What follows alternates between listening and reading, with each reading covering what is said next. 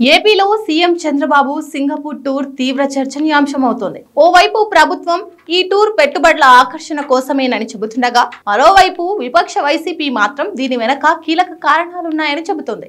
ఇదే క్రమంలో వైసీపీ మాజీ మంత్రి అంబటి రాంబాబు ఇవాళ చంద్రబాబు సింగపూర్ టూర్ వెనుక ఉన్న మరో కారణం చెప్పారు. ఇప్పటికే ఆయన 58 సార్లు సింగపూర్ పర్యటనలకు వెళ్లారని గుర్తు చేశారు. పాత లావాదేవీలను సెటిల్ చేసుకునేందుకే సీఎం చంద్రబాబు, మంత్రి లోకేష్ సింగపూర్ వెళ్లారని అంబటి రాంబాబు తెలిపారు. ఇప్పటి వరకు 58 సార్లు సింగపూర్ వెళ్లిన చంద్రబాబు ఒక్క రూపాయి అయినా పెట్టుబడి తీసుకువచ్చారా అని ప్రశ్నించారు. అవినీతి కేసులో సింగపూర్ లో జైలుకు వెళ్లి ఇటీవల బయటకు వచ్చిన ఈశ్వర్ను కలిసేందుకే సింగపూర్ కు వెళ్లారా అని చంద్రబాబును ప్రశ్నించారు.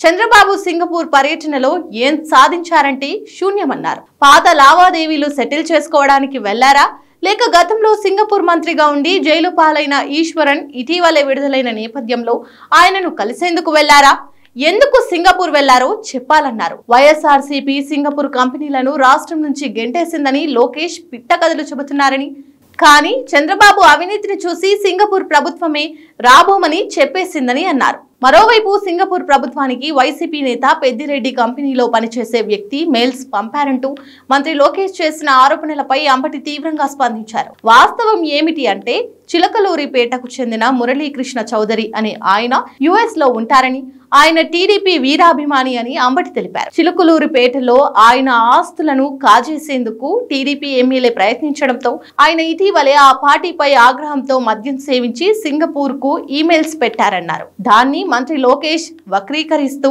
మాజీ మంత్రి పెద్దిరెడ్డిపై ఆరోపణలు చేస్తున్నారన్నారు.